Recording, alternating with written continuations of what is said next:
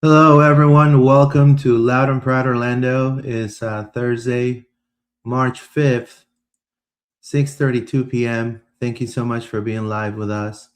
I want to give some praise to my good friend Oz. He did this amazing wallpaper because we're going to be playing against NYCFC on our yellow kits. So, welcome back, everybody. We're not talking just about a game here. I feel like we're talking about a really big win if it happens. For weeks. Also we've been hearing about Antoine Griezmann to the 407. I don't know what's going to happen with that. We'll touch on that later. But we also have a guest, which we're going to be talking about all NYCFC today as well. Davi from Davi from Blue Boroughs is in the house today. So I'm here with David, and we're going to be discussing today this topics right here. I don't know why it's not coming up, but we're going to be discussing the upcoming game against NYCFC. We're going to be discussing Antoine Griezmann, and we're also going to be talking about OCB. The Leagues Cup was announced and the matchup, so we'll discuss all in that mode today here at Loud and Proud Orlando. I'm here with David. David, what's up, my friend? Good to see you again. Hey, how's it going, everybody? Good to see you, Luis. Really hoping we pick up 3 points this weekend because if we don't, I'm not sure where all of us will be. We're already kind of down as it is. So, going on our first away game, maybe this gives us an opportunity to flip the script a little bit and come out a little bit more attacking and heavy-handed. But I guess we'll see what happens this weekend. 100%. It is a massive game that we need to definitely win. We've been the road warriors in the past. And as I said, we're going to be first discussing latest on Griezmann. Is he coming? Practice today, the OCSC practice today. We have words from Oscar and Iván Angulo that we're going to be talking about that. As I mentioned already, the Leagues Cup. Who's excited? Yay. Orlando City versus NYCFC with Davi from the Blue Boroughs. He'll be here today in about 30 minutes. And then we're going to be talking about OCB. Now, what I've heard so far, and I don't know if you can confirm, David, it's that Antoine Griezmann, it's really eager to come. I mean, he was for most part.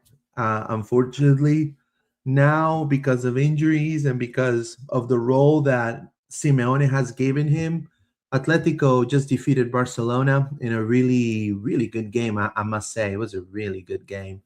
I mean, Barca was this close to taking the penalties, and they just didn't because Atletico played more defense and they had more stamina. If Barcelona would have had a couple of more players in attack that were ready to go, they would have probably taken that to the penalties, and we'll be talking about an Antoine Griezmann coming to Orlando. But at this point, I think him and Simeone had a talk, and he just pretty much decided to just tell Orlando to wait till the summer. Orlando really put the big bag, according to my sources, is they put, I mean, we're talking about Orlando talked to the league to offer a very similar deal like David Beckham at some point with the ownership and things like that. Throw in also over 50 million bucks, I believe, 15 to 20 million. That's what it was rumored. But what have you heard, David? Yeah, so this has been a lot of like he's in, he's out, he's in, he's out, especially the last couple of days. And especially after the Copa del Rey. After the Copa del Rey, the reports were he's sticking around. There's no way he's going. He's going to win a trophy with them. Obviously, they're destined for a final. That final is in April for those that don't follow the Copa del Rey at all. And a very winnable matchup at that. And then also what's really funny for him is he'll be playing another club that he played for in Real Sociedad, which is kind of small world type stuff there. What's really interesting about all this, though, is that there was a report that came out that apparently last November, we had started talking to him and trying to see where he was at. And we basically had almost a verbal agreement with him to come because at that point, he was really only getting sub appearances. He wasn't getting a lot of time. We were looking ahead and all that kind of stuff. And then obviously with the way things have changed, his idea has kind of changed, and Simeone has really kind of convinced him to say, hey, you're a part of this. And with the Copa del Rey coming up, they've got Champions League against a very beatable Tottenham Hotspur. That's their next opponent in Champions League. They want him for the competitions because that's really where they play him at this point. So it'll be really interesting to see kind of what that looks like going forward.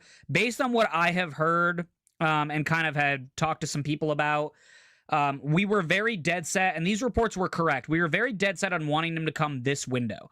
So we had really put the pressure on him and said, we want you this window. We want you by the end of March when our window closes. We could really use you now. So a lot of people thought, okay, if we weren't going to do that, we're just going to forget about him. I think there's been a change of heart. And I don't know this for sure. I'm still trying to reach out to a couple people and find out, but it looks like we've had a change of heart and we're considering still bringing him in the summer, as long as there's some kind of contingency that if he gets injured or if something happens and we need to drop out of the deal, we can drop out of the deal. So that, I think, is where it's headed right now. There is some misreporting out in Spain that says like they're going to lock him up for so he's going to retire there and all that kind of stuff.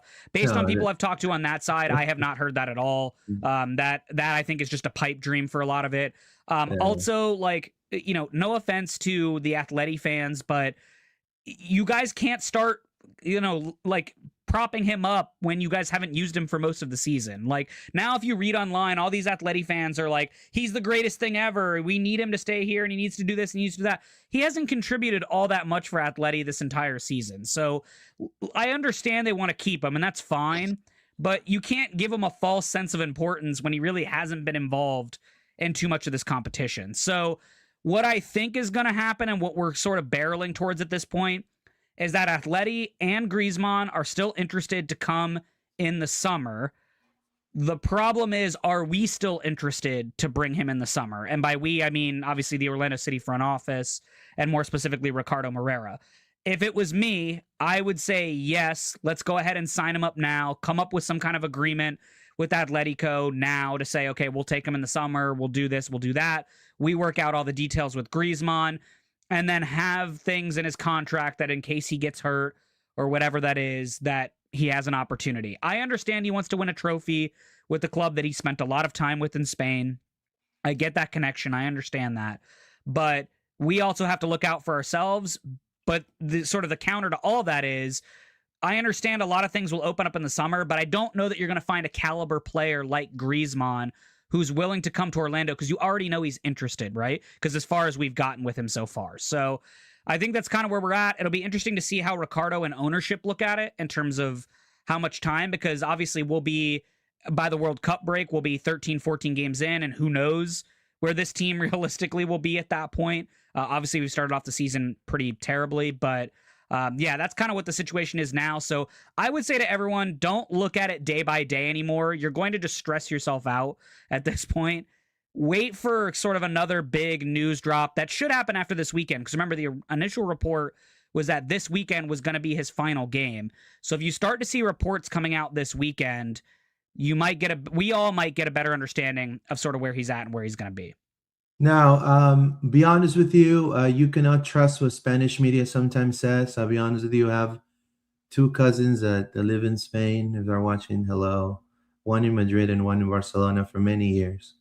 And I can definitely tell you there's a lot of misinformation. There's a lot of lack of knowledge on how the league works. So, yes, I can concur what David said. I mean, I think it's hard to bring a player of that caliber to a market like Orlando. And the reason why is because we're known for, we haven't really won absolutely anything. I mean, if you think about it, we really haven't. The only thing we can do realistically is to throw the bag. And we threw the bag. It was a huge opportunity for him. He's decided to wait it out, which he's all in his right. And so now, again, you can see it two ways. Either a window of opportunities to sign better name recognizable names than Griezmann are coming after the World Cup, or we're putting all our eggs in Griezmann. Those are the two ways this could go. I think, knowing Orlando, I think they've already seasoned the ear. They've already talked to him. They already talked to his entourage. So they already have a thing going, and I think they're going to keep developing on that towards the summer to kind of do what David said, try to make him sign something so he can come in the summer easily. I really don't know what's going to happen again in the summer. All I can tell you is the way the team looks right now. If you're a top athlete and you want to see, where am I going? What's Orlando City? And you see the Colorado preseason game, you see the Red Bulls game, you see the Miami game, you're going to be like, okay, I got to really do all that job. Like, what about Son? Well, Son's in LA, man. But what about Messi? Well, Messi's already with two other guys, and they do this, this trio. Oh, so that means I have to like start from scratch in Orlando. Some players don't have the balls to take onto a project like Orlando City, in which he's going to be pretty much the sole face. He's going to really take the sole face. So personally, I think we should respect what he wants. I mean, clearly this picture was epic because Barca took a picture of him on the floor crying, I believe. So he took it back after he eliminated them. And we'll see what happens. I just think that, right now, Orlando needs to concentrate not so much on Griezmann, needs to concentrate on winning. And because the next few games, again, as I already said, we're going to be, we could be 0-3, 0-4. And then, how is that going to attract a name recognizable player unless it's money? I mean, unless money. And Luis, I'll say this. It's not like there's an understanding out there that basically people are like, oh, our losses must be turning him off. It's not helping. That's obviously clear, right? But the difference with all of this is, from what I understand, even back in November when they originally started talking to Griezmann, they explained to him that there were more changes to come. Like that's I've heard that from sources on both sides. More changes were to come. And so it's not like Griezmann doesn't know the project that we're trying to build here. And I also would say, and this is just my thought, okay? This is not anything I've heard or anything like that. But I would even imagine, or wouldn't be surprised, if Ricardo went into those meetings with Griezmann and his camp and said, hey, listen, I don't know if the manager will be the same. I know for sure the players won't be the same. I know for sure some other people, some other organizational stuff will be different. Well, why don't you help us come build that? Why don't you tell us what we need to do, but in concert with me to figure that out? For a player like Griezmann, I can definitely understand how that's attractive to him because he was that type of leader in previous clubs, in Sociedad, and even Atleti, before Lookman, before all these guys that they got. So I could understand why it was attractive to him, right? And I agree with you. I think if you bring a player, and I think I said it in the last episode too, of that caliber into a small market like Orlando, you got to surround them not only with quality players, but you have to surround them with a manager as well that's going to take him to Super Saiyan level, and also a manager that he feels comfortable being coached from, It could be an Argentinian coach. It could be a Spaniard coach. I mean, you pretty much open the wallet and tell them, okay, Griezmann, what do you want? We need to win a championship here. I think other markets. Well, championships. I would say multiple championships. Yeah. I remember when talking about NYCFC, they had David Villa, they have Mazis Karud, right? They had all the players too. They have Frankie Lampard, So like you build around those players, you make them win. And that's what you do. Let's read some comments real quick, and then we're going to be discussing the practice today, the words from Oscar and Iván, the Leagues Cup, and then we'll bring on Davi to talk about NYCFC. Sitch, who's the most of the coach? What's your favorite? Well, my favorite right now, I'll be honest with you, favorite coach ever. I mean, I would love for the special one to come to Orlando, bro. You know, I would love, especially those press conferences. He'll give the best press conferences. And so, what is your favorite kind of players and new players? I would love to have Neymar on one wing, with a TAM deal. Uh, I'm just kidding. I would add Romelu Lukaku as my number 9. The Griezmann wants quality of life in a familiar kind of South American environment. Says, yeah, I agree I with think you you have there. both here. Yeah. Yeah, you get that 100%. Papiat, Kenneth. How many Orlando City Invitational has Atletico won? Exactly 0. There you go. Thank you. Thank you. Wars 801. Good evening, guys. A little late, but happy to be here. Thank you. Gabriel Jesus has done any more backup plan to Griezmann? No, man, you cannot compare both. I think Griezmann is 30 times better than Gabriel Jesus. That's just my opinion. I also think Griezmann is better than Richarlison, so I will bring Griezmann over. Yeah, I think the only benefit you get out of Richarlison, and I was talking to some people about this earlier today, is that Richarlison's younger, so you potentially have him longer with all that. But Griezmann's an overall better player. And if you get 3 years out of him, you'd take that. Basically, Keith says, "What's up, guys? Sorry I'm late to the party, tuning in from work. The Griezmann situation certainly has some new factors for sure. Who cares about Copa del Rey? I agree with you, sir. I never cared about that. Him alone isn't going to fix our team. We need to build around him. Let's be honest, doing the most with least spending. It's cutting. I agree with you, Mr. DJ. Ruben Perez Pareja. We need fresh ideas. Angulo's painful to watch. Now he will be starting. I just don't think he's a good winger. Well, Ruben, if it wasn't for Angulo, bro, the first half would have not occurred. I mean, no one was really connecting there. I mean, we could agree to disagree. It says, if we have that money to spend, why can't we spend it on better DPs? Let's get honest here. Ojeda is good, but not DP good. Regardless, I'm wearing his 10. Well, I mean, I think Ojeda is a good player. I mean, I don't know. I think last season contradicts that a little bit. 100%. So I'm not sure. We'll Death see how he Walker. does this year. Death Walker says, Fudge, New York. We need a way out of this hole we're in. Keep it up. All the hard work. We appreciate it. Thank you, sir. We always seem to be better away the last few years. Yeah, I know, right? So with that being said, thank you so much for your support. We're going to be discussing and we're going to be talking about now some of the, I don't know why that came up there. I know Inter Miami went to talk to the president. It's insane. But we have words from Iván Angulo and Oscar Pareja. Let's watch. Of those first 2 games to start the season, and we know that we just have to continue working in the way that we have been. But we're definitely sad about how the last game went. Obviously, we had the game in our hands, and for it to escape us in that way against a big rival, it hurt.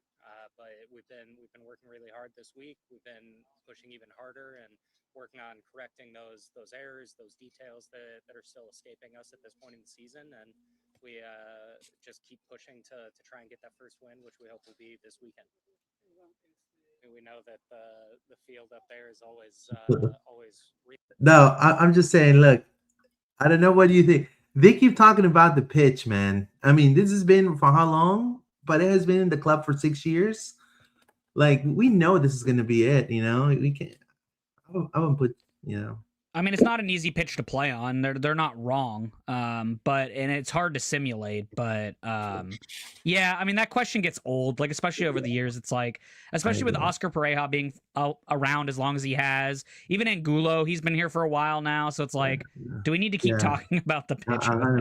Plus, they're gonna be hitting a new stadium, so really complicated to play on, right? It's difficult. It always feels strange when we're up there playing on that field, but we've worked well during the week with the coaching staff. We've narrowed down our training field. Oh, they narrowed down the training field. There you go. The size and the feel of how it's going to be on Saturday, and we know that it's a really small field, and the game is probably going to be very centralized throughout the entire thing, and we've been working on that throughout the week to make sure that we're prepared and face it in the best manner.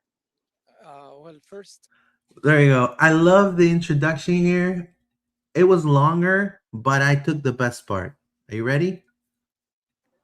that we can bounce back in terms of results. There you go. We can bounce back. We can bounce back, guys. We can bounce back.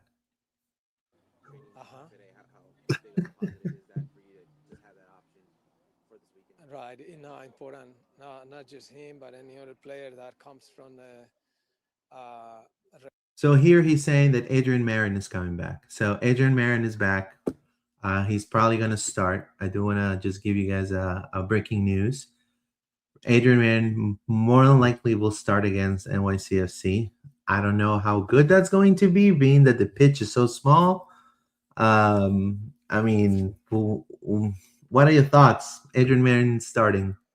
I think you need to give Reed Brown another opportunity to start and see what he has. I agree. You know what you have in Adrian Marine, right? He's okay at best, right? Let him. So I think you need to let the young kid be in a match that's not as high stake. I shouldn't say that because we want to get a win, but 100%. Let this kid get an opportunity against a team that's not necessarily a big rival. It's in a different playing space. He's gonna have to travel to go do it. So I would just like I would like to see Reed Brown, but I think you're right. We're gonna get Marin.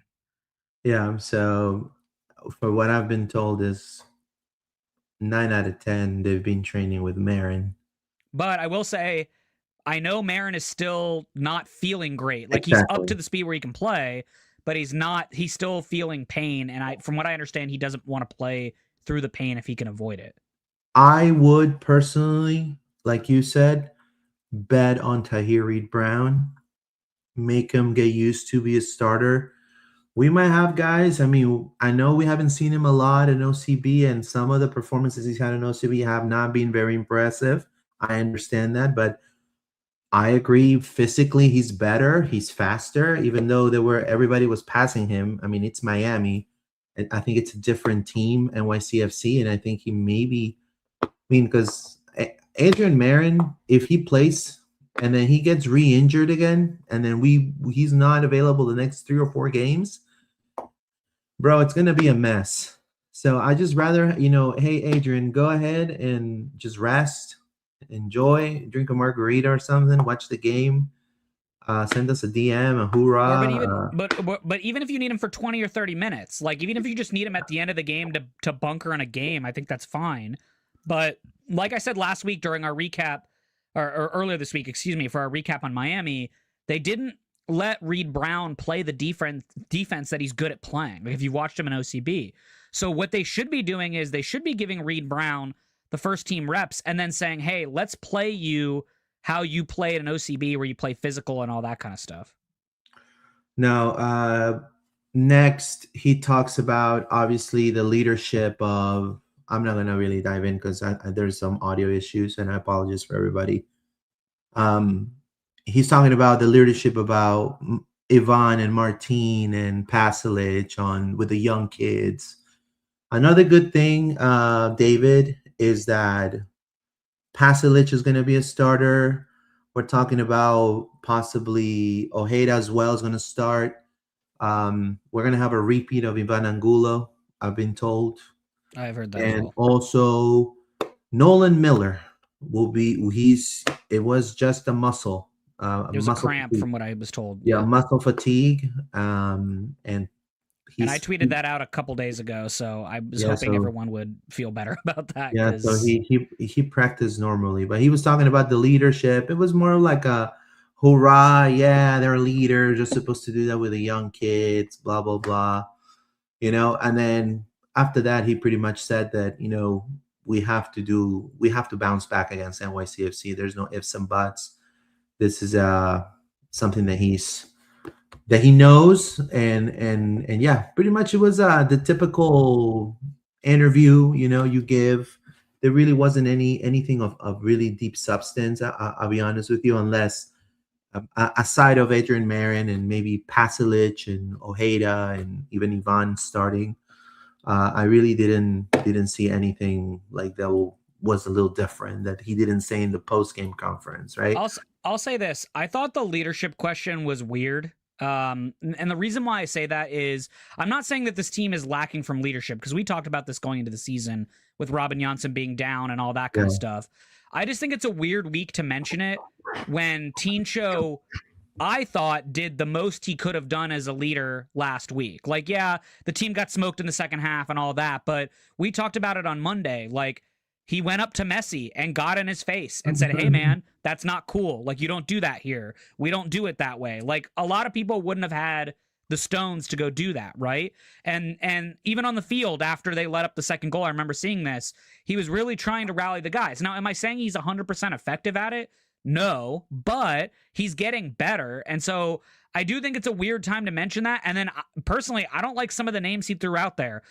Iván Angulo as a leader is, no offense, but shouldn't be somebody who's looked to on this team. If anything, he's just got longevity, and I get that, but I don't want him leading necessarily the boys in the clubhouse. Like, I'm okay with Ojeda doing it. I'm okay with Marco Paslic doing it. I think Brekalo still needs to step up. I still need to see more from him. I think Crepeau, if he's going to be the keeper, he's got to step up and he's got to lead just like Galese did. But yeah, just kind of an odd, I don't know, to me it was just an odd like time to ask that question. I get why it was asked, but it just seemed odd going into this week because it almost hinted at we have a leadership problem right now, and I don't know that that's the biggest problem with this team right now. Well, I mean, I think because of the longevity, I think maybe that's why he means Angulo is some sort of a leader. I agree with you. I honestly think aside of what Martin showed last week, I think he's winning the race right now. But it's not also like he's shown it a bunch of times, right? So I think we need to take it with a grain of salt. You know what I mean? Yeah. Well, and it's different if Cartagena's back, right? If Cartagena was back soon, or if Janssen's back, it's different. So, but again, I would like to, for example, Marco Pasalic as well, and Martin to keep doing that. I don't think we're gonna get the same with Angulo every time. It's hard to say, but I know a leader when I see one. I work in human resources as well as my second career, and I could tell you, Nolan Miller, bro, he has that edge, bro. I know it's very soon to say, but he has that edge, the way he's treating himself and carrying himself with the team. For what I've been told, he's one of the people that are already everybody loves in the group. Everybody in the squad loves him now. So good for him. Again, young kid from a good university. So yeah. So also, we're going to dive in before we go to Davi, because we're going to dive in real quick with NYCFC. We have to talk about this, and it's our favorite tournament, our favorite tournament. And today it was announced that the Leagues Cup schedule came out today. So the lovely Leagues Cup right here. So we're going to be playing Club de Fútbol Monterrey, Club León, y Club Atlético de San Luis. So I'm going to say in English. CF Monterrey, Club León, and Atlético de San Luis. So obviously, as you can tell, our good friend John Rollins says, I don't give up. All right. Thank you, John, for that contribution. Everybody is saying, why are we still doing that tournament, Mr. Quackenbush? So obviously, I'm gonna drop my like. Again, I know I'm nobody in the whole MLS sphere. Certainly not Tom Bogert. Certainly not Hercules Gomez, right? But all I can tell you is this tournament, I still say, should be played on the West. There's no point of playing it in the East. Well, and Luis, to your point, if they had made the change like they talked about having games in Mexico, I'd have more respect for this tournament. But until they start playing games in Mexico, or until we start centralizing it, and then here's the other thing too that bothers me about the whole thing. Why are we forcing this game when, or this tournament, excuse me, why are we forcing this tournament when the World Cup is going on during the summer? Like, just let it go for this year, right? Like, why are you trying to play it? I don't understand. And let me put my opinion out here now, and everyone can take it for what it's worth. Punt on this tournament. Like, just punt on it. Put the young kids in. Put as many OCB dudes as you can in. I think if you want to do anything, maybe play the starters against Monterrey. just because you'll get a lot of eyes on you because Monterrey has a very strong fan base and is very well respected. So maybe you want to play them hard and see what you can get, like first team against first team, just see how well you stack up. The rest of them, punt on them. Don't even bother. Don't even bother. Because I think it's just silly. This tournament is dumb. It's a money grab. I don't want to fully say it, but it's kind of rigged in a certain way. So it's not worth our time. I just don't get it. And then for season ticket holders, by the way, guys, because this is kind of dumb, we get the first home game for free. So we get to see CF Monterrey. It's part of our package. But then we have to pay for the home games against Leon and San Luis. No one's going to pay for that. The club couldn't give us all 3 home games as part of our season ticket package. They're losing us like crazy, and they couldn't give us all 3 games in our season ticket package? If anything, and again, that shows that, and I'll be honest, I don't want to, I'm not talking crap. I'm just saying like it is. I think there's lack of soccer knowledge about Liga MX, lack of soccer knowledge of Mexican soccer. I would have charged for the Monterrey game because that's probably going to be a sold out. Right. And I would have probably give for free Leon and Atlético San Luis. You tell me how many fans in Orlando are from Atlético San Luis? No one. Right. No one, bro. It's just completely... And I'll say this. Jared Dillon, Ricardo, if you're watching, I get it. You guys make choices in the beginning of the year and all that. I think you should do right by the fans and just allow, if the fans want to go for these games for free, allow them to claim the tickets and go for free. I think it's silly that you're charging fans for the 2 other games. You guys, these stadiums are going to be empty. We saw what they looked like last year. We saw what the early CONCACAF Champions Cup games looked like in MLS. They're half empty because they're in the middle of the week. Just do right by the fans and figure out a way to make it work. Or if you're going to do it, charge a nominal fee, because I'm telling you right now, there's a lot of fans out there that want to boycott this tournament, and they will not show up, especially if they have to pay $30, $40, $50 for their tickets just to show up and see the team. It's just silly. Like, just do right by everybody and go do that. Can I also, Kenneth, I see your thing about the only tournament we can win. That's the US Open Cup, my friend. I think that's the best chance. You gotta put you have to win. I'm gonna say it right now. We gotta put all our eggs in that basket. I think US Open Cup is the most historic and the best one. I agree with you 100%. That's a tournament that should be played in the East if you want to make it competitive. No, and I do. Sorry to be a conspiracy theorist, and then Davi's coming in right now, but Atlético San Luis is owned by Atlético Madrid. Boom, boom, boom. That's all I'm gonna say. So I'm serious. So I guarantee you that, there's gonna, how weird.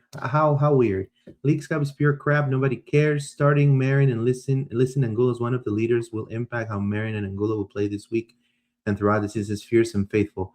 Yeah, more than likely. I mean, we'll see. I mean, I really would like to see Tyree Brown. I would love to see more of if not, I will put, depending on how his health is, I'll even put Sak Taifi. I would rather put Sak Taifi than Marin if he's not 100%. But anyways, it is a really tough game. We've battled this team since our inception. It was, I believe, our very first rivalry. They forced Orlando City to have a stadium, to have the 2015 bid. They told us you have to have a stadium built. If not, you can stay in USL.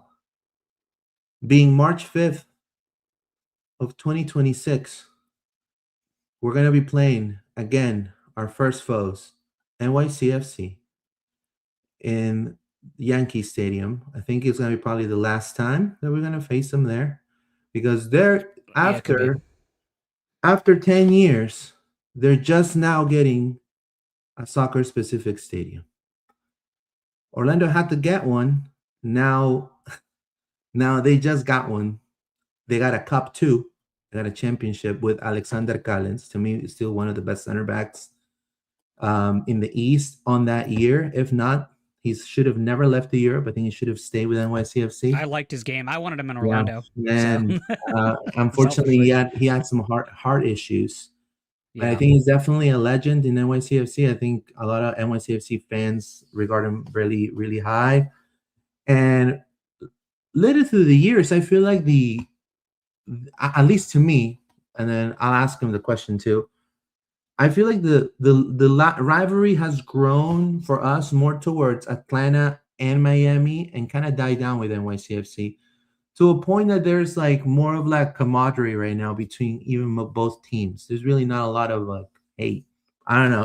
At least seems to me. I agree, Luis. I think now it's turned into, I think the MLS was trying to force a rivalry by us coming in at the same time.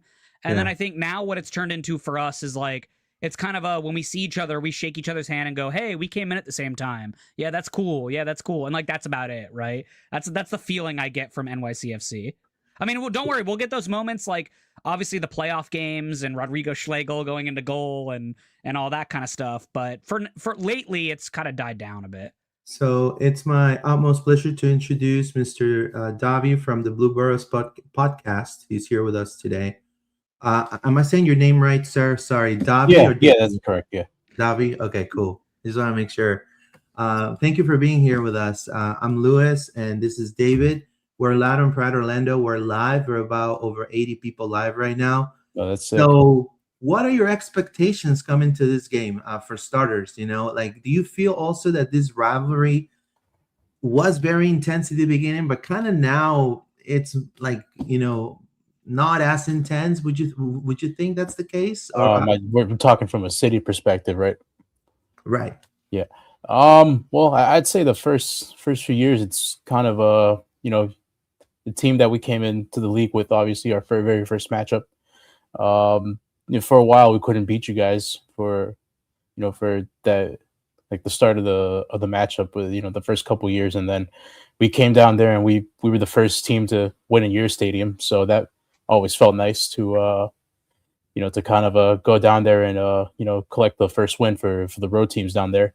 Especially with some of the chance that you guys had towards us, especially those first few years where we brand new team, kind of a collaboration between City and the Yankees, Manchester City, and it's been tough up here for the stadium search, and it finally ended after winning a championship, but it's not for a lack of trying. It's pretty hard to find a space that can hold a stadium, especially for about 25,000 people. So it wasn't for a lack of trying. And ultimately we came in when the rules were not set in stone. The rules were a bit altered at the time. And they're just like, if you have the money, then you can come in and join the league. And obviously with CFG and the New York Yankees, obviously two of the most richest, Definitely. sports franchises in the world, across multiple sports, 100 million, which is basically nothing to get into MLS nowadays, considering that it's now probably 5.5 times the amount of money for a new team to come in. And so it's been tough to to beat you guys for the first few years, but I to be honest, we just don't care about Orlando. Just to not to say it as like a negative thing or as a thing to just be like, oh, like this team doesn't exist. It's just you guys are just another opponent on the schedule. That's the way we see it. And ultimately, we have obviously our main rival, the New York Red Bulls, that play in Jersey, and that's why the stadium took so long, because we didn't want to go over to Jersey and play over there. So, and then of course Philly in the playoffs, and the amount of times that we faced them in the playoffs, and just that whole that whole ordeal in 2021 where their team got COVID and we essentially beat up on a team that had mainly backups on the bench and a bunch of kids on the bench and a couple of their starters. That really ignited the rivalry. So it's more of a rivalry with Philly and Red Bull than anybody else for us. Now, Alonso Martinez, is he out? Yeah, he's out. We don't know if we don't know if he's going to come back for the season. He tore his ACL on a pitch that wasn't a FIFA approved in November before the playoffs. So it's an unfortunate situation, and we still haven't replaced him. However, Pascal did have a lengthy talk with the front office, and obviously they're still looking for a striker. But if they can get him this window, then they'll absolutely do it. But I mean, they're more than happy to wait. I know that you had a 17-year-old that's very, very good, Seymour Reed. Do you feel like he's gonna have some minutes against Orlando? Yeah, I'd say so. I think he comes off the bench. I'd say give him a good 20 to 30 minutes, see where he's at. I mean, he played about 25 minutes against Philadelphia. Had a couple opportunities. One that he really should have finished, where he was running through on goal, had the whole Philly half of the field wide open, where he was bearing down on goal. And trust me, I've been in that situation before as I played myself, and that sometimes time in that situation where you're just running down on goal, thinking about it can all just do you in on the mental side. And sooner rather than later, oh shit, here comes the opportunity. You have to release the ball, and oftentimes if you think about it too much, you end up putting it right at the goalkeeper. I'll go with one more, and then I'll pass the ball to David to ask a couple questions. I wanted to ask you, what is it about the pitch? Because the last two matchups were 2-1 and 1-2 wins for NYCFC. Is that down to tactical superiority, you feel, or maybe just Orlando freezes up in that small Yankee Stadium pitch? It's not just Orlando. It's one of the toughest pitches to play in the MLS. Yeah. What is it about it? It's just, I think the size and the how compact everything is, and the counterattacks can hit a lot quicker. If you don't play your pass correctly, or you you give the ball away in a bad area, you can essentially get countered within a blink of an eye. And because the field's a lot smaller, the goal's a lot, like the counter can go a lot quicker because there's not much length to cover. As well as we just got used to it. We've been playing here for 12 years now, and this is the final full season that we're going to have the baseball stadiums as our home venue, as Etihad Park is getting ready to go for the European calendar. So yeah, I just think that we just have the best advantage in the league when it comes to the home pitch. David, you want to go ahead? Yeah. So first of all, thanks for joining us. I appreciate it. So I know you guys have one win, one draw. How's the season started so far for you guys? How do you feel about the season? Coming off that high against Philly, I'm feeling great, man. It's we went down in LA pretty quickly within about 80 seconds into the season, and I'm just like, oh, here we go. Like, this is going to be a long year, and it was frustrating. We didn't get a striker. Obviously, Musa Silla, that deal, he ended up failing a medical, and that's why NYCFC wanted to back out of that. Something went wrong with his knee, and he's barely even played for Schalke ever since the whole ordeal happened. So it's been frustrating. We haven't signed a striker just yet. We don't know if it's going to happen this window or in the summer, but they're more than happy to wait. But I think whenever you beat a rival on the road in their stadium, coming off that soft as shit penalty call where it was absolutely terrible, and just the reffing and league ride in week 2 was just terrible, and it's only week 2, so it's only going to get worse from here. And then getting the late winner pretty late on with 1 minute left in stoppage time, taking advantage of Philly being a man down, just to beat your rival at the last second is incredible. So I think the way we regrouped in LA was pretty good, and a gritty win. We took in a lot of pressure, and we created a lot more opportunities in the attacking third and put a lot more shots on frame in the last game. I think we feel really good, and for the first time since 2018, we're actually going to be going into a home opener with a winning record. So we're no longer in the hunt for that first win come our home opener. So I think the expectation for us is to stack them. We have four straight home games in the next few weeks, and we expect to win at least 2 or 3 of those 4 home games. Awesome. Yeah, so what's for our fans out here, what's a name or two that you would say to Orlando City fans that you should kind of watch out for going into the game on Saturday? Nico Fernandez-Mercado, 100% has to be him. Number 7, the DP. We brought him in last year from Elche, newly promoted side to La Liga at the time, and to bring him in for a club record transfer fee and to give him a DP spot, take him away from playing in the top flight in Spanish football is a big deal. and he's just come in and hit the ground running. So he's playing that 9.5, as Pascal Janssen likes to call it, where he's not really an out-and-out striker, but he's kind of dropping back to see if he can get the ball. He's fantastic. He's a lot better at 10 than he is at striker. We play him at false 9 a couple times last year when Martinez was out, and I'd say so far he's done very well for himself to start off the year in that false 9 role. Another one I'd give is Maxi Morales, obviously, where he's has a pretty good track record against Orlando City. So, but he's slowing down a little bit. Age 39, age 38.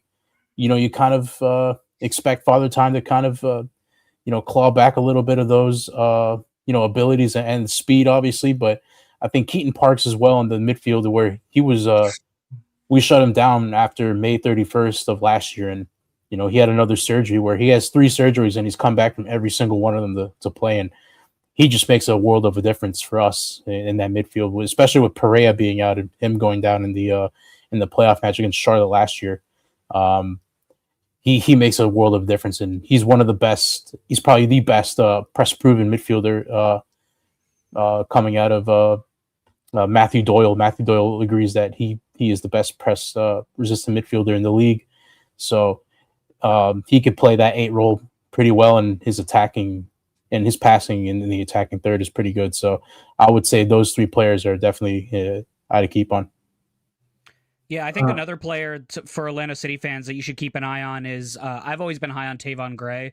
I mean, he just knows how to get forward. He also knows how to defend well. He scored the winner in Philly last week. So yeah. One of the matches I loved is when I think it was in preseason. You guys took on LAFC, it was a match against LAFC, and honestly defended against Bouanga better than I've ever seen anyone defend against Bouanga. He was so good, in fact, that Bouanga had to play into the middle just to get that goal. Yes. Yeah, I was going to say that. Yeah, he had to basically change his style. This guy absolutely pocketed Wilfried Zaha in the playoffs last year as well. Yeah, it's just, guys, this is a guy that, and like, honestly, I wish, he's got a big future, no doubt about it. I think he's going to get sold at some point. But, we were all making jokes during this offseason that Miami and some of the bigger teams were looking to just buy the best players off of other MLS teams. I'm shocked that at least nobody picked up the phone and called NYCFC and said, "We'll pay you X amount of millions." Well, he's not for sale. He's not going anywhere. I'm surprised we didn't hear anything. I'm just surprised we didn't hear anything about some team trying to come in and do something. But yeah, that's another player, guys, I would watch out for, because he's gonna bomb up and down that right-hand side, and Orlando City fans know this. We've had a bit of a trivial start to our left wing season so far. Obviously, we think Angulo is going to be there, but defender-wise, we just talked about it at the top of the show. We don't know if it's going to be Marin or if it's going to be the rookie Reed Brown, so it could go either way there. So it could be pretty dangerous for them. I would say keep an eye on Wolf and Ojeda as well, because Pascal likes to switch them around at halftime. Okay. I believe he started Wolf on the left and Ojeda. Actually, no, I think he started Ojeda on the left and Wolf on the right. And then at halftime in both games, he swapped them. And Ojeda ended up getting the assist on the left-hand side.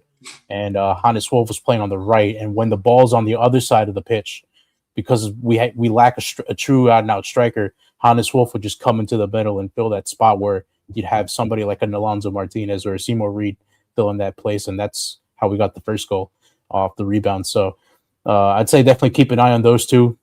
Because Pascal does like to switch them up. Yeah, also to add to what David was saying as well, I mean, the defense, or at least I'm talking about Orlando City, they need to do better. They're going to have to do better, because Nico Fernandez, you have Hannes Wolf, Agustin Ojeda. I mean, that's another Ojeda. But the better one. I think the perennial pain in the ass for Orlando City, at least I would say the past few years from NYCFC, it has to be Maxi Morales. Yeah. Every game he's played against Orlando, he scored or done an assist. So, I mean, how do you feel about, I don't know, before we had Cesar Araujo, we had also Wilder Cartagena. How do you feel now about this Orlando City youth infusion and a little bit of a very banged up midfield, I'll say. Yeah. I mean, Cartagena's out for this game, right? Yeah. Okay, yeah. And then I know that Gusky got the unfortunate double yellow against Miami. Yeah. So that's going to be. I mean, me and my it's gonna be Atuesta. Atuesta. Yeah, he's a good midfielder in his own right, especially in MLS. We've seen what he's done at LAFC. So I feel like that kind of serves a bit better for you guys. I don't know how Atuesta is now, but I know when he was at his prime, he was one of the best midfielders in the league. So I'm looking at the defense, and me and my co-host, when we broke it down previewing the Orlando match, we looked at the defense, and it's like, oh, they're kind of according to FotMob, which isn't accurate all the time. Who are these guys? Yeah, I'm just like, oh wow, this is a makeshift back line. I don't know if makeshift is the correct word to describe this Orlando back line on paper, but no, it is. It's not it's not full strength. We can all agree on that. I mean, especially with Janssen being out for the opening bit of the season, and Crepeau, should be saving that free kick from Lionel Messi. Even though, granted, it is Lionel Messi, he's the best, like, dead ball specialist and the best player hands down. Yeah, I think I like our chances, especially on the smaller pitch where we've had great success over the years. And I'm looking at this defense. I'm just thinking if we could spring in Ojeda or Nico Fernandez and have somebody trailing as that to play that kind of 9 role in the space in the middle of the box, we could see some goals here today on Saturday.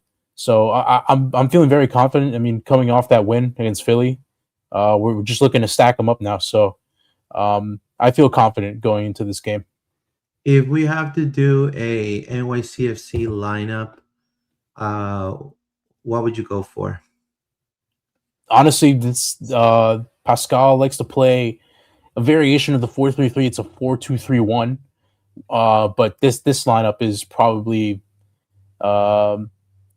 it's probably the way I'd go. Yeah, so I'd go, that back line's like that. Have Parks and O'Neal right there. You just swap Nick Fernandez with Wolf, and then that's probably, if I had to put money on it right now, I think that's the lineup Pascal would use going into Saturday. Yeah. So you're talking about Freeze, which to me is going to be, the number one for the U.S. against hopefully the number one for Canada right now. So that's going to be interesting. Gray, Martins, Raul, O'Toole. Then you have O'Neal and Parks. You have Morales at the 10. You had on your left you got Ojeda. On your right you got Wolf, and right up top Nico Fernandez. Yeah. And then, of course, as mentioned, Ojeda and Wolf can always swap. They're comfortable on both sides. So that's one thing Orlando used to do before with Angulo, Facundo Torres, and Ojeda. They used to switch these 3 all the time. Mm-hmm. I don't know what happened there, David, with that. They're not doing that no more. Yeah, I just think Poppy got a little stale with it, and I think he just liked to have Pasalic inverted like all the time instead of having, Facu switch and stuff like that. And it's not because Pasalic isn't versatile enough. I just think he likes having Pasalic in that spot where he can always just rip off the left-footed shot as he comes inside. So I think it's silly, but I mean, I don't really know what to say on the Griezmann situation, Davi. It's very from hearing it in here backstage for a little while, it's very messy. It's just to see how everything's being handled. It's like, oh, is he going to come this window or is he going to come in the summer? But when I put it, when I thought about it, and I had a group chat with some of my NYCFC friends, and I'm just like, if he's coming over in the summer and he finishes out the season with Atletico and he gets hurt at the World Cup, you're kind of fucked. Obviously you don't want your big star, big name player to come in and then, God forbid he comes to the World Cup and he gets hurt. So I don't know. It's a bit of a risk to kind of just, sign a pre-contract now and, hope he doesn't get hurt in the season or at the World Cup. But I know that Atletico hasn't really played Griezmann as much, especially because they have Sorloth and Julian Alvarez who are in their primes of their career, and they're just a lot better than what Griezmann is right now. But Griezmann was a phenomenal player in his prime, and obviously he led France to that World Cup in 2018. So I think that'll be a huge deal, especially for somebody like Orlando, who's in the same state as Inter Miami, who have the big names. They have the Messis, they have the Pauls, they have Suarez. They brought in Reguilon and and Mascherano. He's the Argentina national who in his prime, and I think that'll be huge, and that'll take the Florida Derby just that next level, that level above. Where it's like Orlando's like, all right, we're not here to kind of just be that other Florida team. If you don't want to choose Miami, you can pick Orlando. It'll show Orlando like, hey, we have that pull because we're your rival, and we don't want to kind of just be here for the party. We want to compete with you for fans in the state or fans in the area.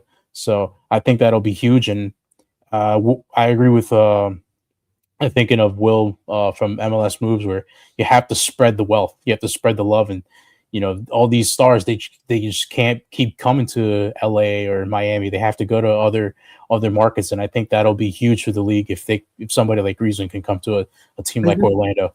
Yeah, I just think do you feel?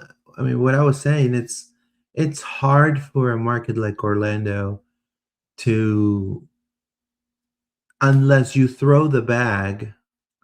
You know what I mean? Like if you're a big name, like let's say you're Cristiano Ronaldo, unless you're really loving the magic or really loving in the theme parks, Epic Universe, then there's really no other reason. You know what I'm saying? Like, right. So I think for a market like Orlando, you got to throw the bag. I personally believe if the league like ups the threshold of how much a team can spend in signings, like kind of let's go of the restrictions a little bit more. I think it could be a little bit more parity. Yeah. And I think other smaller markets could become attractive. Now, I'm not saying that Orlando, it's like, Nebraska or, you know what I mean? Or Wyoming or Iowa, bro. Like, I'm going to go and start and call Walter White. You know what I mean? I'm not saying that. But what I'm trying to say, it's like, obviously LA, Miami, New York, obviously it's a little different. Even if you look at other sports, you know what I mean? Like you look at basketball, you look at football, right? So, but we'll get there. Now, what is one thing, and to end, what is one thing that Orlando could do? Based on what you see of Orlando now, I know that Orlando right now, it's looking that they're sucking major. NYCFC comes with a better momentum, 1 win, 1 draw. What would you say Orlando should do to win against NYCFC over there? Make it frustrating. Just make it frustrating for us. To just play it, flood the central parts of the pitch, flood that midfield, flood that box. We don't do well against low blocks. We're owned by CFG, so it's that typical Pep Guardiola tiki-taka football that we like to play over here. As with the rest of the CFG teams, that's their philosophy in football. So just make it really compact in midfield. Make it, just flood it. Just don't give us the opportunities to kind of just make those passing lanes in the midfield and get the ball moving around from the midfield and to Maxi into the attackers. I think as well as I forgot what I was going to say, but just essentially just flood the midfield and we're a possession based team as well. We like to dictate possession. We like to have more of the ball. Honestly, just press us, and you guys dictate it, and you guys control the possession and play the game by your terms. Because ultimately, as good as the defense for NYCFC is, as decent as they played, they can have some errors. They have errors in them. Whether it be you catch them, falling asleep on a throw or a set piece, or maybe Martins or Raul Gustavo make a bad decision in the defensive third, and the ball falls to somebody like Ojeda or Pasalic. And as previously mentioned, on the baseball field, where the distance to goal isn't as long as a regular football pitch. It's a lot quicker. The games can go faster. So I'd say try to counter and keep the apply pressure on the back line. Maybe you get a mistake. and flood the midfield. Do you think shots from distance may work for Marco Pasalic in this game? I think so. I think, yeah. I mean, the field is smaller, so I would say a few shots from long range could give Matt Freese some trouble. I mean, Matt Freese is a good shot stopper in his own right, so it will be difficult, but it's not impossible. We've conceded some long rangers. I mean, the one long shot that comes to my mind is Carbajo in the MLS Cup playoffs a few years ago with Red Bull. That was just a ball that was lumped up all the way to the defensive third, and we just kind of don't clear it as well, and the ball just falls to Carballo, and he just hits an absolute the wonder shot into the back of the net. David, anything else you want to ask Davi? No, I think this is going to be a really interesting game for Orlando because obviously, as I'm sure Davi knows, we're off to 2 losses to start the season. Last week we had Miami kind of on the ropes in the first half, and then obviously that fell apart and Messi became Messi and all that junk happened.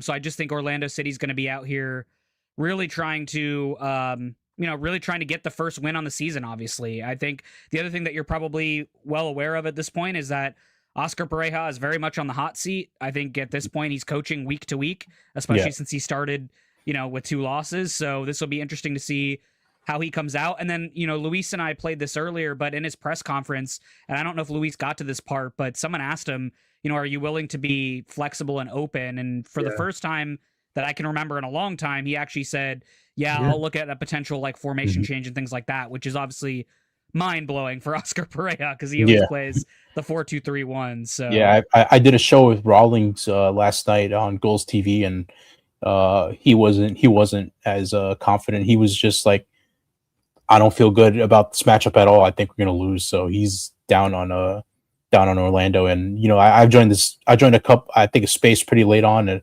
after the Miami game because I watched that one, and a lot of Orlando fans are very down and out on their team, and they want change. I mean, Pareja's a good MLS manager, but however, he just can't get over the hump.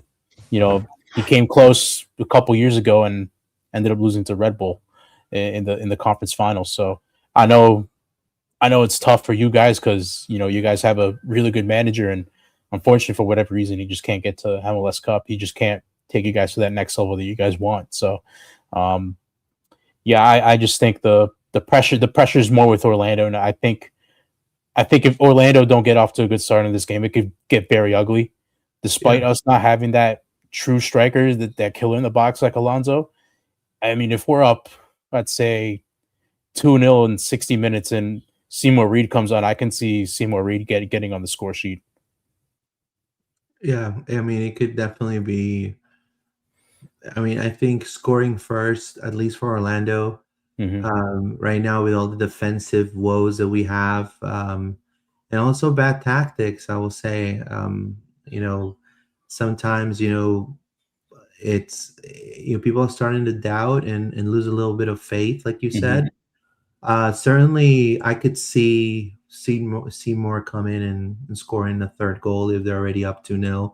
Yeah. Closing the game. I mean, I can definitely see that, but also, I will hope, and according to my sources, this should be Orlando City's lineup against NYCFC.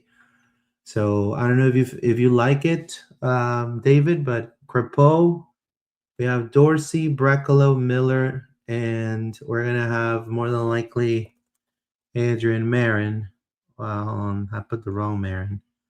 Adrian Marin, Ojeda, and Atuesta with Angulo and Pasalic on the wings. And then we have Martin Ojeda at the 10, and then Thiago as your number 9. I don't know if you feel this is going to be a good 11, David. Yeah, I mean, I'd make a few changes. I think Tyree Reed-Brown should get into this game. Me too. I think it's unfair. I think it's unfair for him not to get another shot, and plus I think he gives you more because he can be physical on such a small pitch. So that could be helpful. And you want to try to stop at least one of their wingers because we know Dorsey, his strong suit is not defending. His strong suit is going forward. So you're going to need help there. I think Angulo is a foregone conclusion. So I just don't think I don't think you can do anything else with Angulo being out there. But I would personally have Thiago out left and Duncan up top. Yeah, that's what I was gonna do. I mean, that's what I would like. I mean, I would like Angulo to come in the second half. Yeah. Yeah, I could see though Angulo starting at left wing and then even changing up to Thiago starting up top. Because if you want somebody who's really going to press and have the most speed to press, it's going to be Thiago to go do that.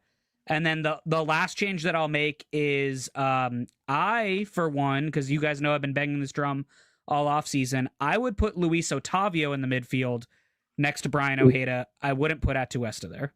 I know that we have a question here that said, what happened with Luis Otavio? He's good to go, right? Yeah, he's training fully. He made the bench last week with the expectation that he could play a half if he needed to, but he just never got called on. How's Atuesta doing? Is he he's not as good as he was in his LAFC days, was he? Well, the thing with Atuesta, Davi, at least to me, is that he's a player that goes more forward into the attack. Mm-hmm. And sometimes he's had turnovers when he tries to defend, mm-hmm. and when he feels a little bit of pressure, and you have obviously that packed mid, mm-hmm. he kind of wants to create an attacking play and kind of fumbles it and loses the ball. That's how one of the goals against Inter kind of happened. So he tries to force plays that aren't on. Correct. It's a cheap turnover. Okay. So I would like to see him come up. I agree. I mean, if Luis Otavio, which is a kid that comes from Brazil, he's 18 years old, comes from Internacional, but they brought him in. He had a little bit of a knock, but now he's fully fit, training with the team. Man, I'll say, let's do it. I'm with David right here as well. Well, because the kid's a bulldog, so he's going to give you a different look than what Atuesta is going to give you. He's going to be the closest thing to Cesar Araujo. Yeah, I mean, when he was playing with Internacional, he played against teams like Bahia. He played against Flamengo, and he played well for an 18-year-old against those two teams, and those aren't easy teams to beat. So he just came in with a knock. The problem with Atuesta, and I've been saying this all offseason, is Oscar Pareja just doesn't know how to use him. That's what I'm convinced by. Atuesta, to me, isn't an out-and-out 6. He's more of a 6.5, or even if you really want to put him there, he's more of an 8. And Oscar Pareja doesn't play him that way. Oscar Pareja asks him to stay back and defend, and he's a decent defender, but that's not his strong suit. He's not. And when he was great at LA just let him go where he wanted to go, and that's when you saw those clips of the assists he had or those bangers he'd hit from outside the box and stuff. It's because LA just let him play his game, right? Yeah. And Oscar doesn't do that, and that's what the unfortunate thing is, because I have a similar thought about Brian Ojeda. I think he's more of a 6.5, where he can get forward and kind of distribute when he needs to. But Oscar Pareja's not going to ask him to do that, and that's the problem. Is when Brian Ojeda was really great at RSL last year and the year before, that dude was allowed to just distribute and get out to wherever he needed to get out to.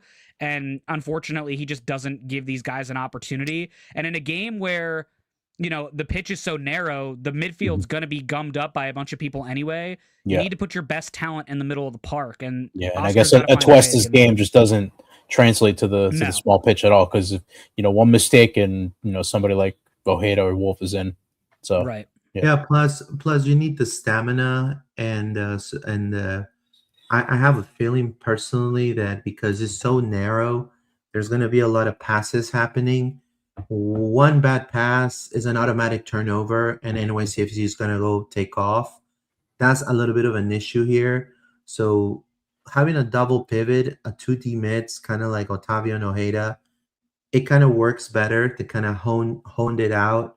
And then in the second half, maybe make the substitutions to bring Angulo, bring Atuesta, and go from there. But I like this lineup. That's what I would put if I was Oscar.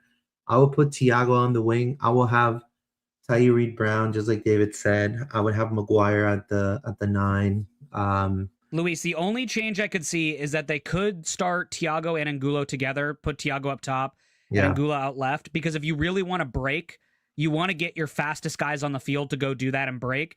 And at that point, you're doing that. You're putting, obviously, Angulo and Thiago being your fastest two. Paslic is quick on the counter. So is Martin Ojeda. So that gives you the freedom that if, NYCFC makes a mistake, it gives them the opportunity to pounce on it quickly and just move the ball quickly up the field. So I could definitely see that happening as well. But we don't have to get into the weeds, obviously, of going back and forth and whatnot. Well, what's your score, Davi, for this game? I'm going to say 2-0. I think, 2-0 yeah. NYCFC. Yeah, Matt Freese should have gotten a clean sheet last week because, that penalty that was called was just terrible. But I think we should have won that game 1-0. But I think he gets the clean sheet that he should have gotten last week where he played out of his skin. David, what's your prediction? So our recent, honestly, our total history while playing at NYCFC is pretty bad. I don't think we've won there since 2015. I don't think 17. we turned the tide. 17. Yeah. I don't think we turned the tide. I think this is a loss again for Orlando.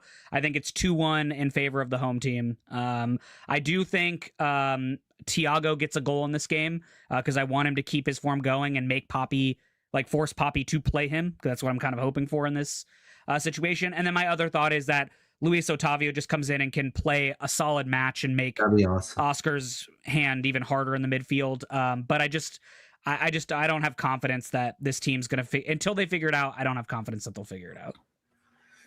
So after NYCFC, Orlando receives at home Montreal, and then they fly to Johnny Cash's lair, Nashville, and then beginning of April they play Heung-min Son and LAFC in LA. So, I mean, these 3 points are vital to say the least. I'm gonna be the positive one.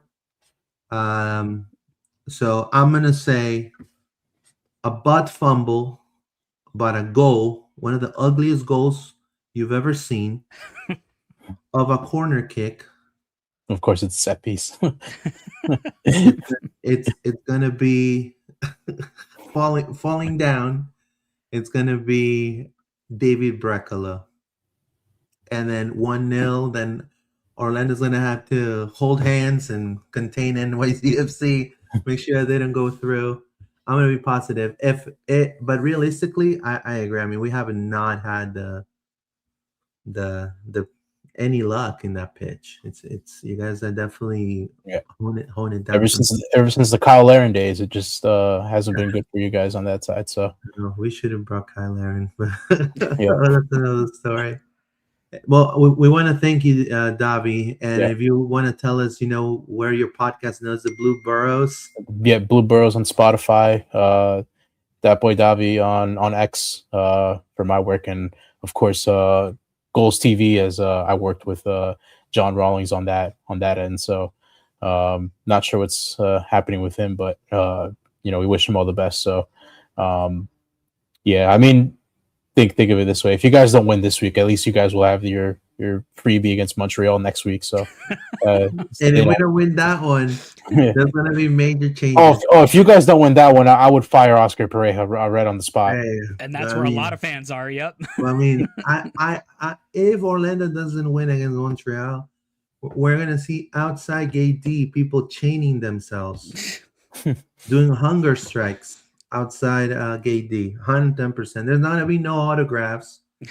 Hey, Pasalic, come sign my paper. No, there's gonna be pitchforks outside. Yeah. So, anyways, well, thank you, Davi, and check it's a pleasure, out man. Thank you. the Blue Boroughs Podcast. Anytime to talk football with people, I love to do it. So, all right, man. Thank you so much. Have a good one. Appreciate it. You too.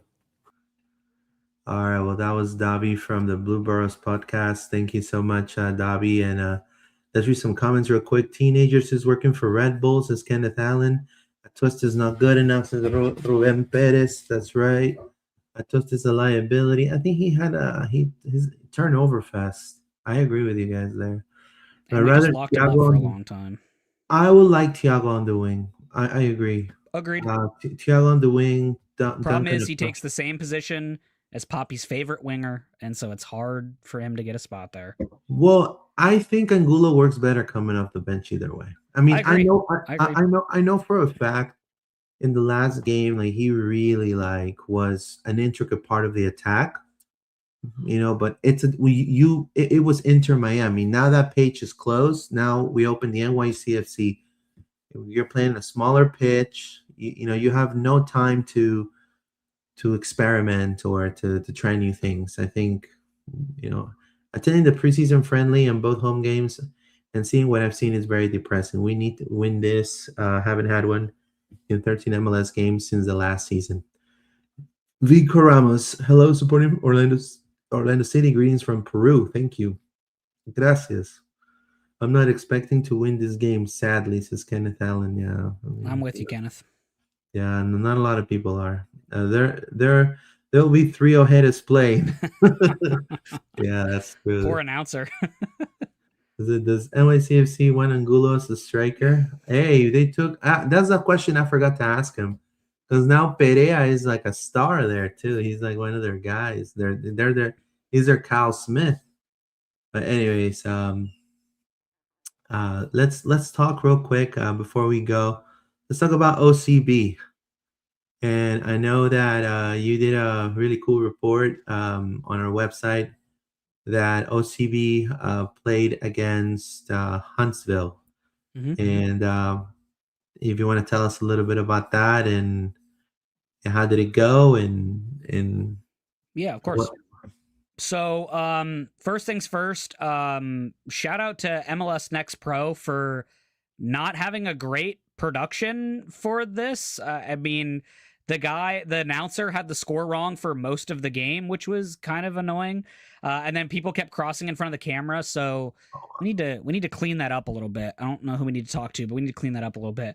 However, going to the actual game itself, this game was chock full of first teamers who played down with OCB to start this game. So you had players like Taifi, who started at right back, Javier Otero, who started in goal, Harvey Sajarin started left wing, Justin Ellis played the 10, and then Caraballo played on the right wing.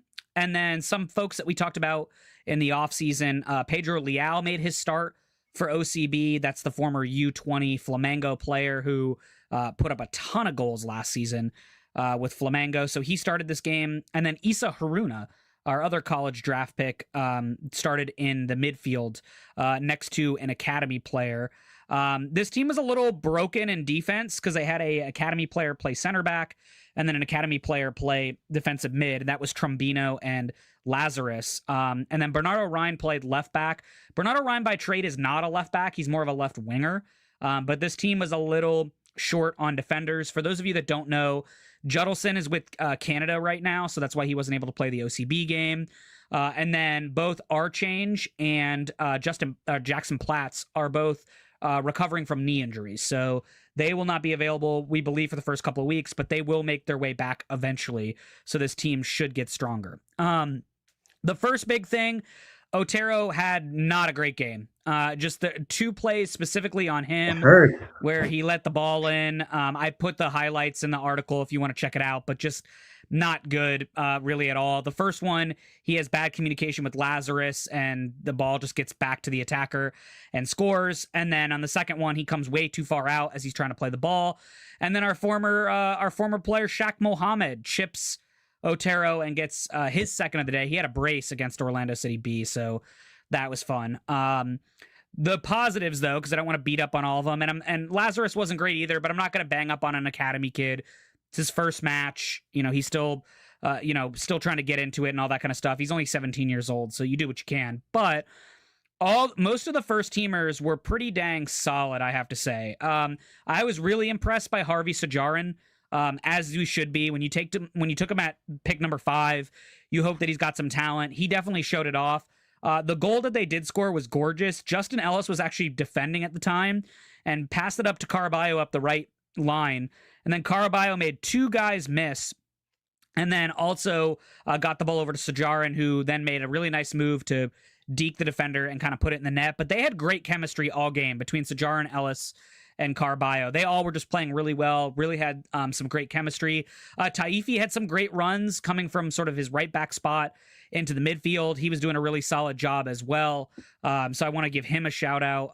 He continues to just kind of show his class and his talent. I'd love to see him maybe start, like I suggested last week, I'd love to see him start at left back to just see if we've got another person there that can also play that side, because we know he can play right back. There's no question about that. But the reason why I'd suggest him to play left back is that it finds a way to get Jalen Yearwood on the field. Remember our other draft pick from North Florida, Jalen Yearwood, signed with OCB for the season. I'd love to see him. He came on as a sub in this game, but I'd love to see him on from the start. I think your best defense is with Taifi and Yearwood as your fullbacks. And then obviously as Archange and Jackson Platts come back, you can then bring them in and be your center backs. And I think that makes for a much more solid defense. The last thing I'll say is that if Otero continues to kind of have games like he had against Huntsville, you have to start asking the questions and see if maybe Tristan Himes can come in and play some games. He's a really up-and-coming academy goalkeeper. He's a huge kid as well. And then don't forget as well, they signed Juan Rojas, who's a very, very big up-and-coming star. He's Venezuelan U.S. international goalkeeper. He's awesome. He's got awesome game at the goalkeeper position. So you got to start looking at that if Otero has another sort of stinker, but we'll see how that goes. They are back home again this weekend on Sunday. They play at 7:00 at Osceola Heritage Park.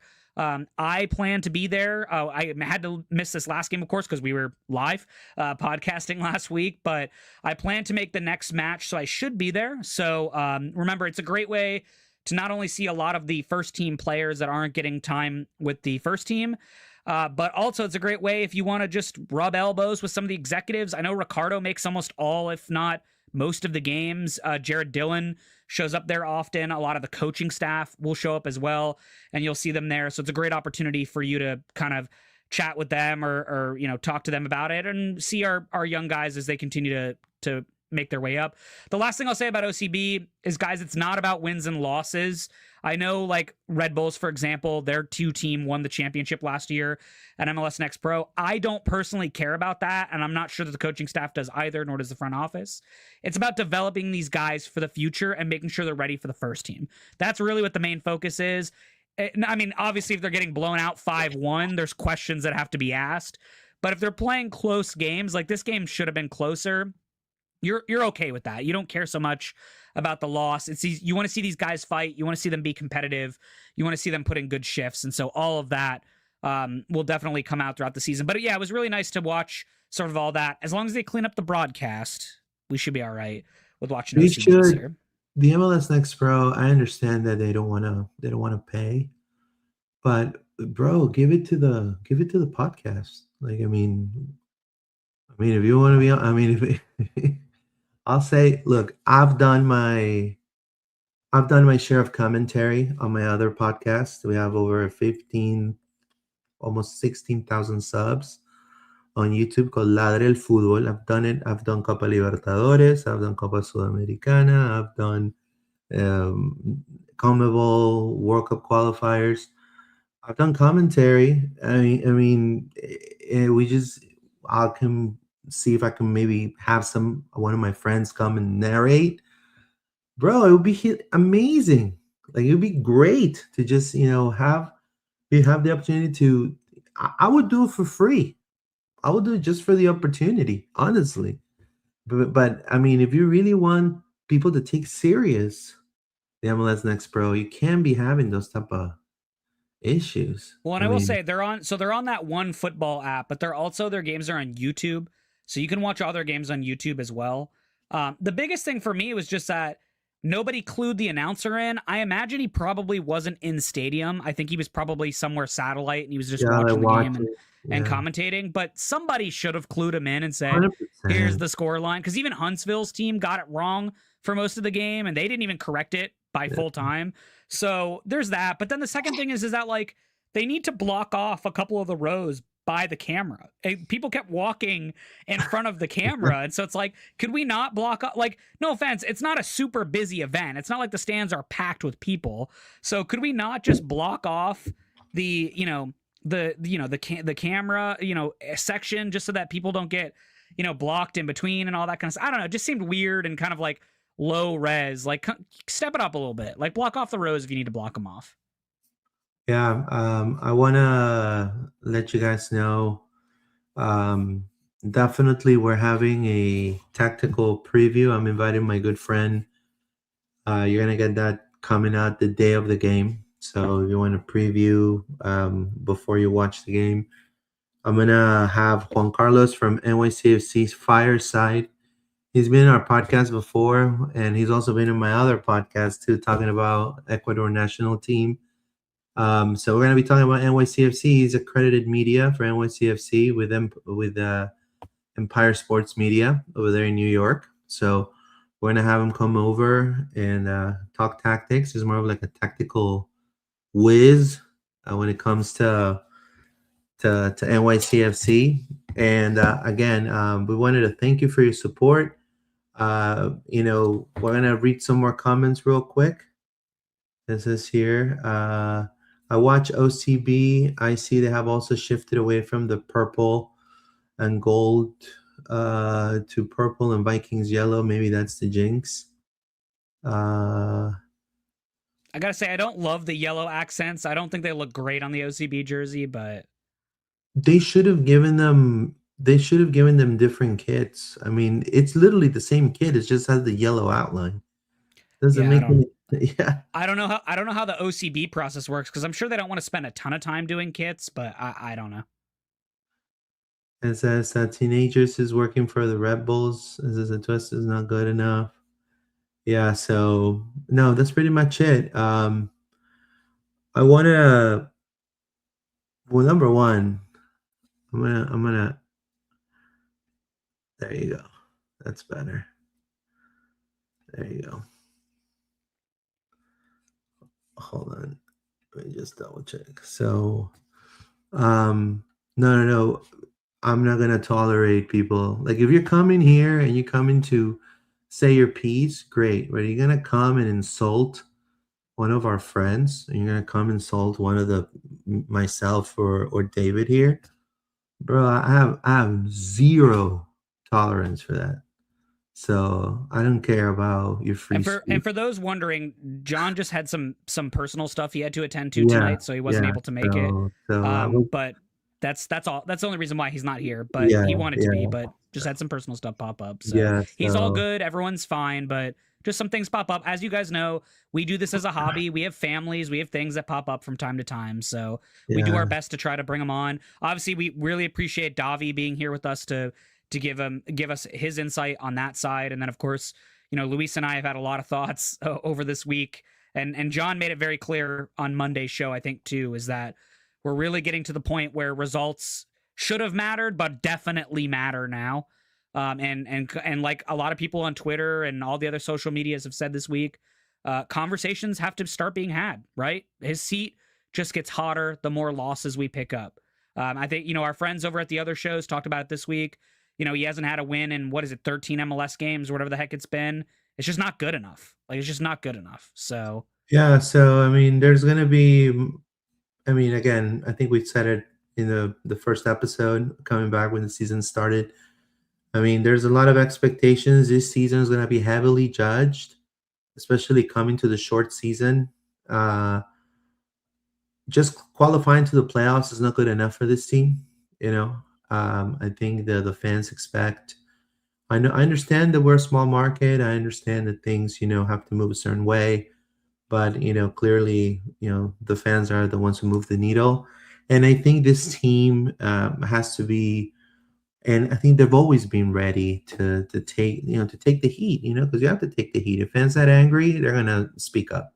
If fans are happy, they're gonna speak up. So, Fierce and Faithful says, super excited about Reed Brown. Angulo at his best on the bench maximizes his speed advantage. Yeah, I would definitely do that. Same, yeah, 100%. Yeah. So, we're gonna be back next week, hopefully with talking about a W.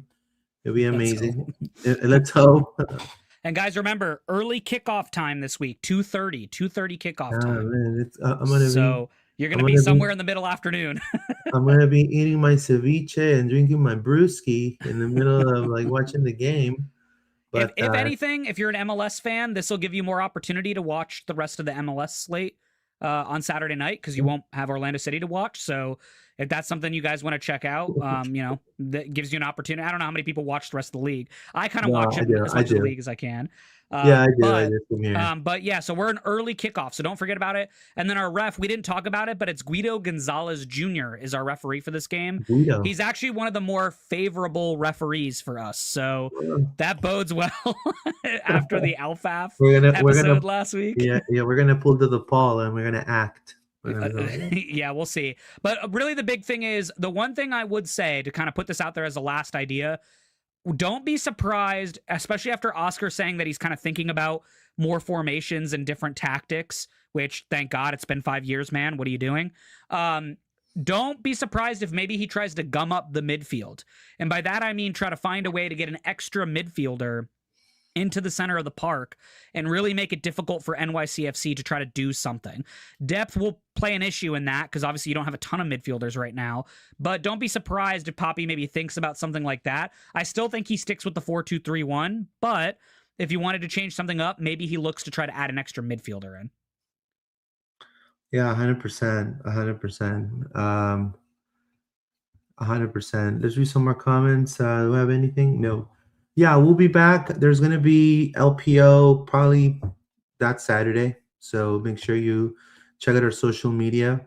And we're going to be coming back on Monday with more LPO. Thank you guys for your support. Stay tuned for all of our Loud and Proud Orlando socials. We're available on Spotify, Apple Podcast, X, Instagram, Facebook, and YouTube. If you just got here, rewind it and watch it again. We had a really good conversation with Davi from the Blue Boroughs Podcast about NYCFC that they're doing phenomenal. And subscribe. Click the notification bell for all notifications. Also subscribe to John Rollins TV. And as always, we'll see you guys. And vamos Orlando. Take care, guys. Vamos. Thank you.